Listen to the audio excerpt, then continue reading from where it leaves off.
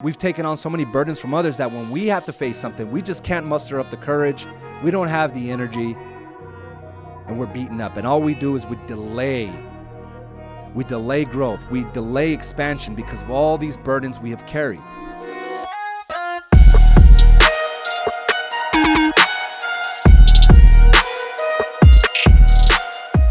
Good morning, and welcome to another episode of Mindset Mastery.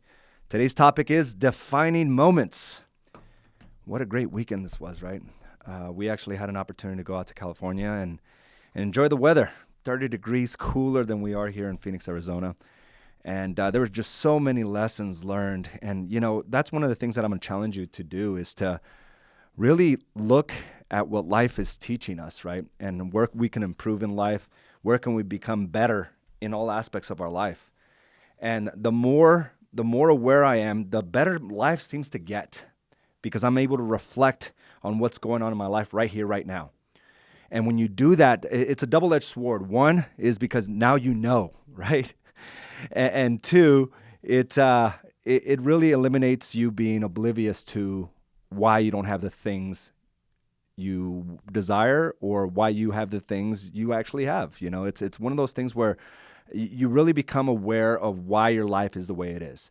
Problems occur, right? Problems occur. There's going to be obstacles that occur in our life.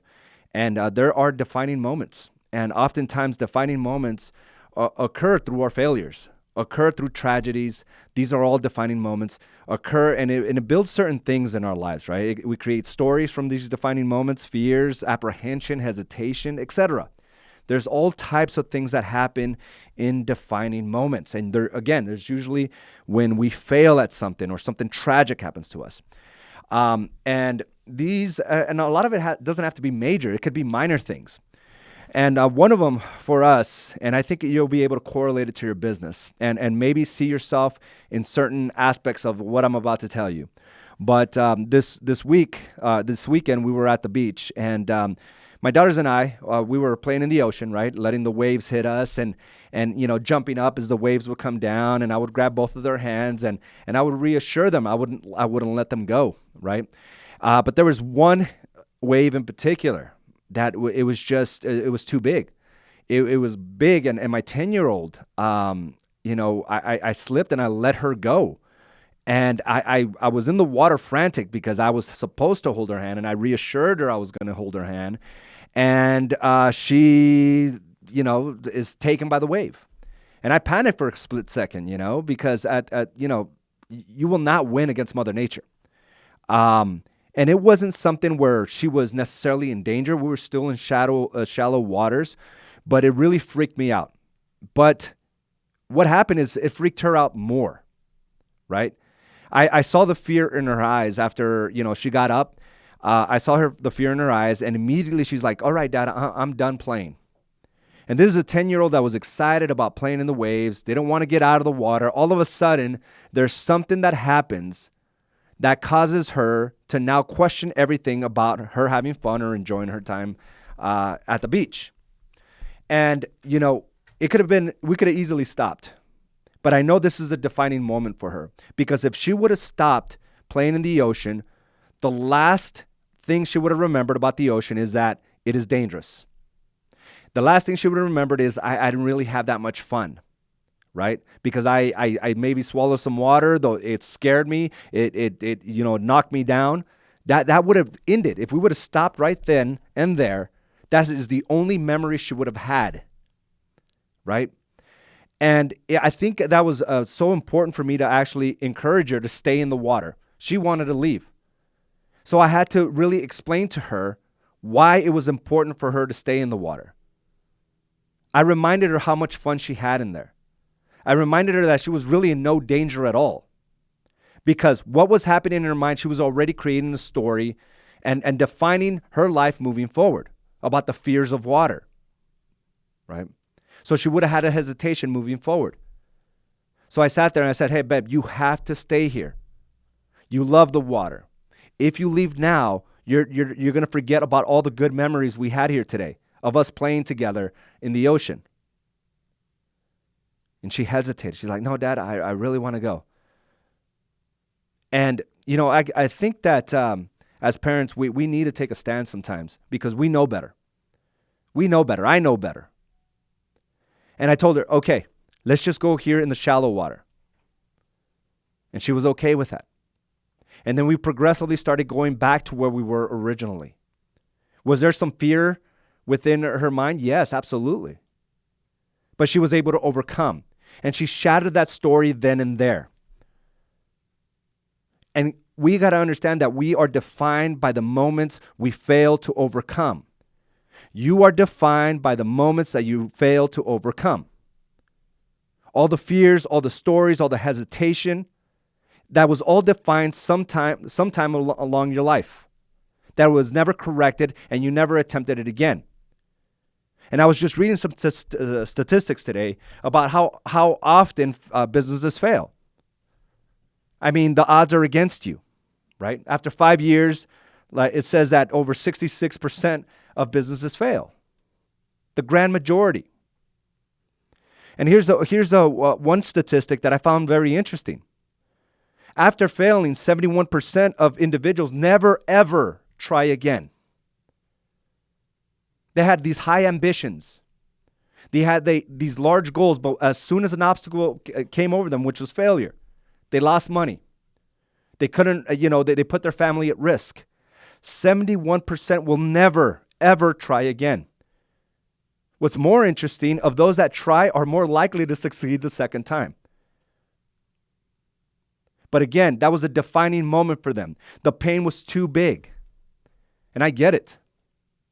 I had a lot of hesitation after I failed miserably, after I put my family in financial devastation, through financial devastation. I didn't want to go out and venture out again. I wanted to play it safe. I wanted to hold back because I never want to experience that again.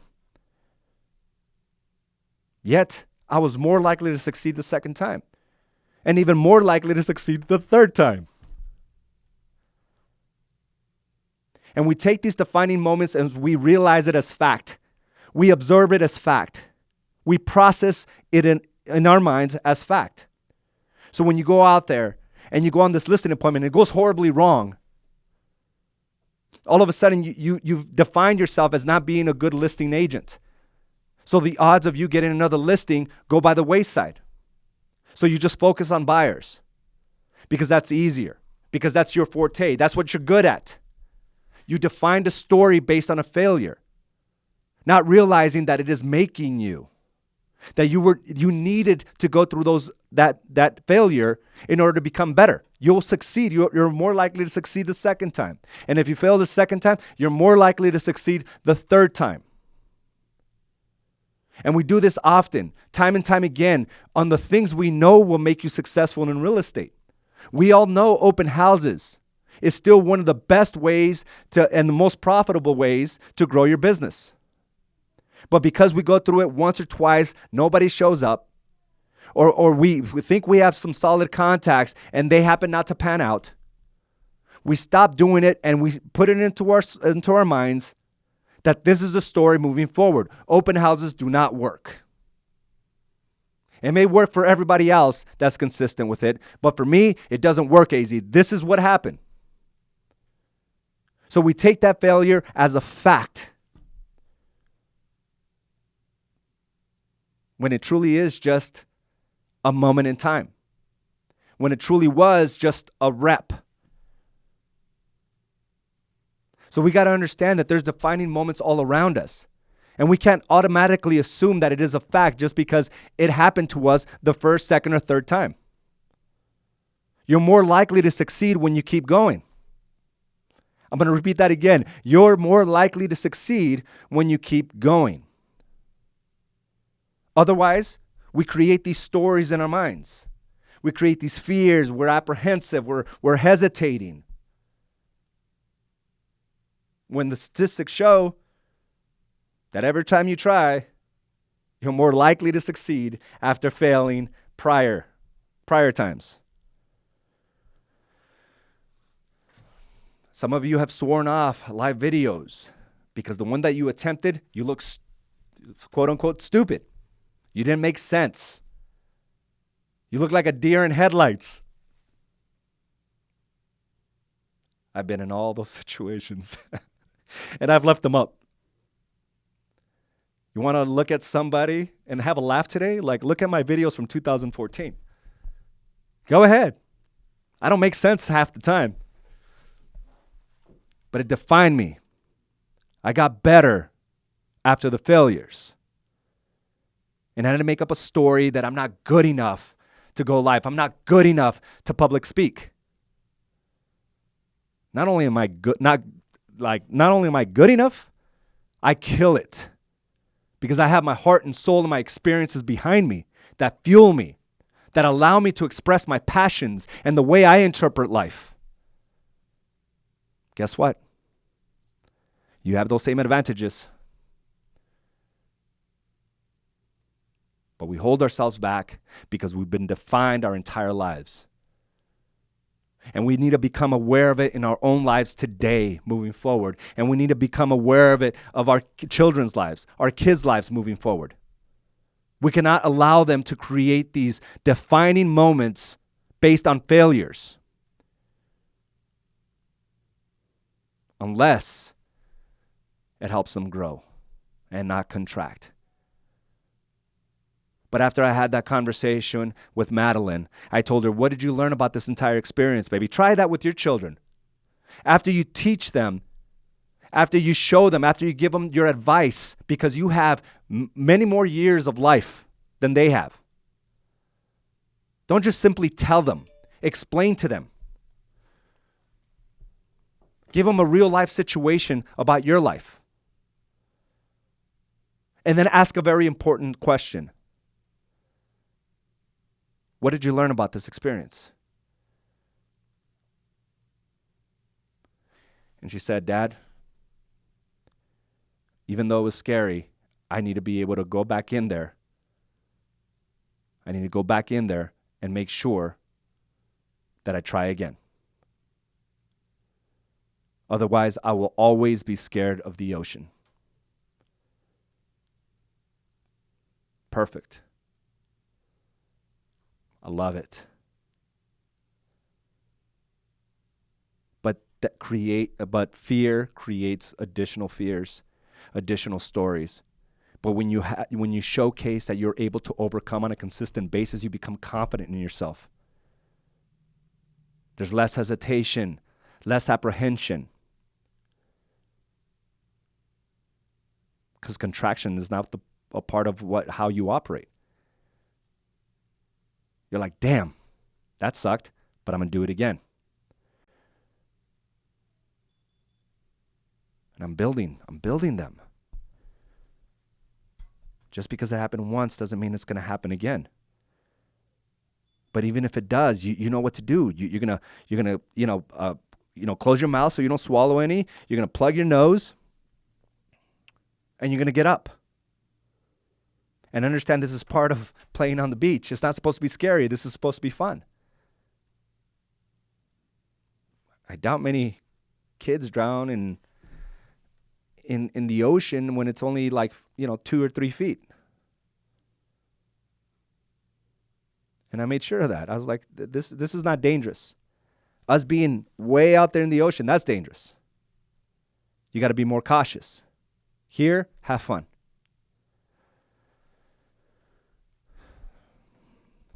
So start thinking about where you've already defined yourself in this business. Where you've already defined your position when it comes to open houses and listing appointments. Where you've already defined your position with live videos and door knockings. Like door knocking, not knockings, right? Door knocking. Where have you already defined your position based on maybe some failures? Yet you're more likely to succeed when you keep going. And on a side note, I was reading this other statistic that, out of all business owners, small business owners, this was very interesting. We think that 18 to 39-year-olds have a big share of small businesses, right? Because we see all these young kids, these young entrepreneurs that are constantly out there, and we're like, man, there must be a ton of these guys out there. But did you know that entrepreneurs between the age of 18 and 39 only own 18% of businesses? Only 18%. The vast majority are individuals between the ages of 40 and 59 at 60%. So I would say you have plenty of time to be successful in this game for the vast majority of us. And yet, 18% still over the age of 60. So it's never too late. If you're in the millennial group, congrats, you're in that 18%. And if you're in the 40 and above, you're more likely to succeed. So keep it up. Defining moments. I'm going to carry on this conversation. But first, let's go ahead and hear from you. Like, where have you defined certain things in your business or in your life? Where do you think some of your kids have already defined some fears? And how can you help them overcome? Let's go ahead and get some feedback there.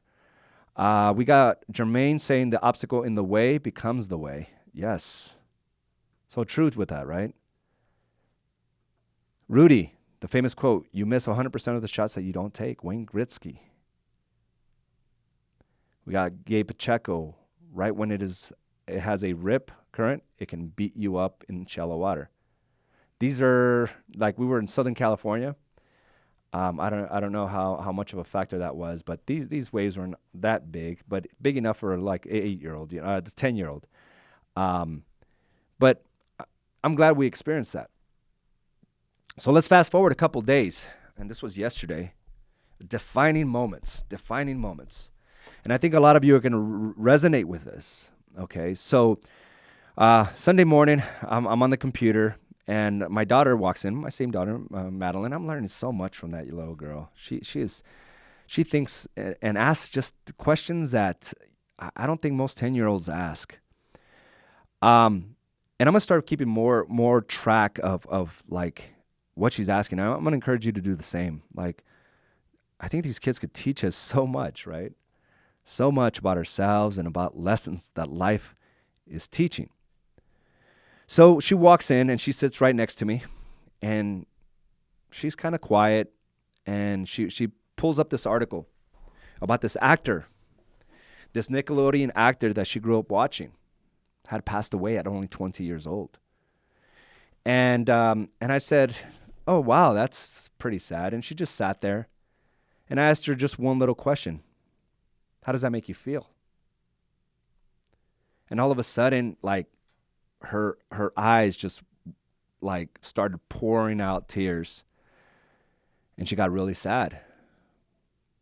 And she said, it's just really sad. I feel bad for him. I feel bad for his family. And, she started feeling down herself. And I think we're all in that situation, right? Where we hear about others suffering, and it hurts us. It pains us. And we want to do something about it. We want to feel sad. We want to feel what they're feeling. Maybe we want to make the situation better. Maybe reach out to family members as they're going through these tragic moments, right? But it's not just reaching out. But sometimes we take it on as our own issue. We take it on as our pain and our battle, when in fact it is not our battle to fight. In fact, it was presented to them for a reason, the people close to them, right? And you're saying, well, AZ, this aunt of mine, she was close. I was close to her, but what about her kids? That's even closer, right? It's their battle to fight. Her husband or somebody closer to you, that's their battle to fight. But yet we see it as it's our battle to fight as well. We need to feel the pains. We need to feel the sadness, the sorrow, and we need to go down this path of taking on that burden. And I think this happens often, where we want to take it on. In fact, I know some individuals that go to every funeral they hear of, right? Whether it's like a good friend's best friend, which they really didn't know, they're there at that funeral. with those feelings. And understand that when you take on burdens, you weigh yourself down. And when you take on burdens of many individuals, that sets you up for failure for your own obstacles that you will have to overcome. And that's why sometimes when you have a big failure in your life or a big obstacle in your life, you don't have the energy. You can't muster up the courage to keep going because of the burdens you've taken on from others when it's not really your battle. So you kill your business. You kill connection with your family. You take on behaviors that maybe you shouldn't be taking on, that are not positive for you. Overeating, over drinking, oversleeping. Because we've taken on so many burdens from others that when we have to face something, we just can't muster up the courage. We don't have the energy, and we're beaten up. And all we do is we delay. We delay growth. We delay expansion because of all these burdens we have carried. And some of you are carrying on burdens to this day that are not yours.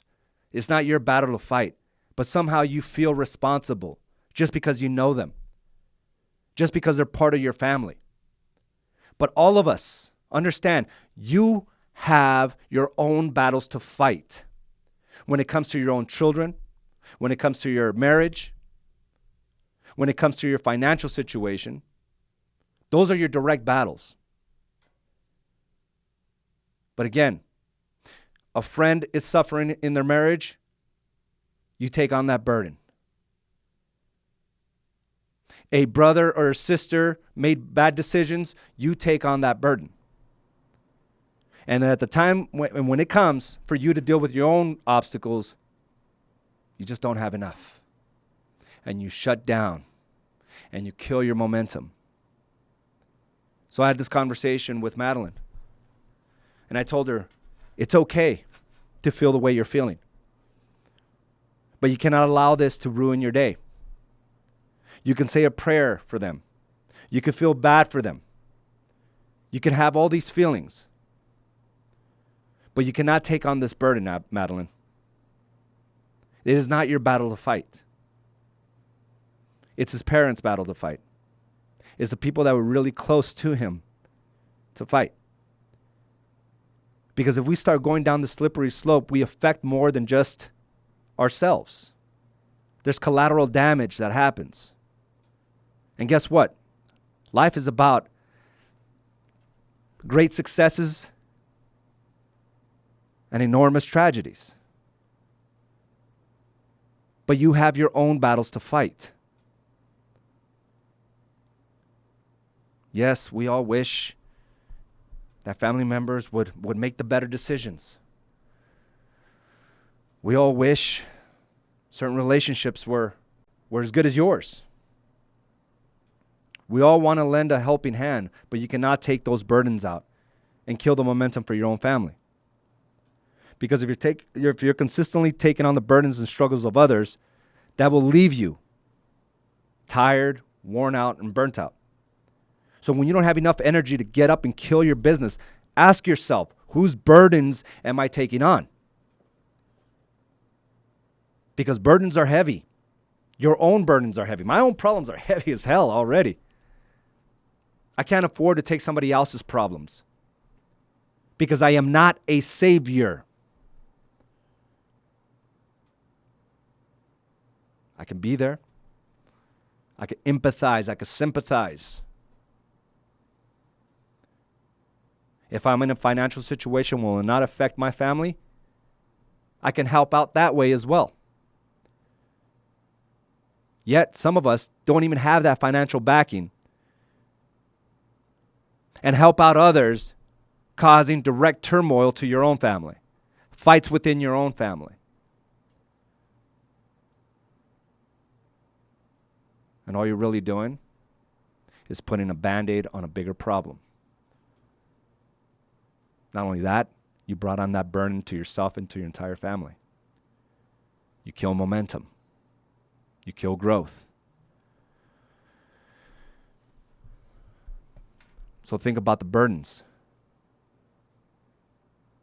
And if your business is not where it needs to be, what burdens are you taking on?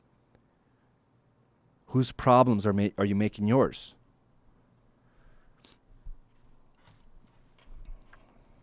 Here's the thing.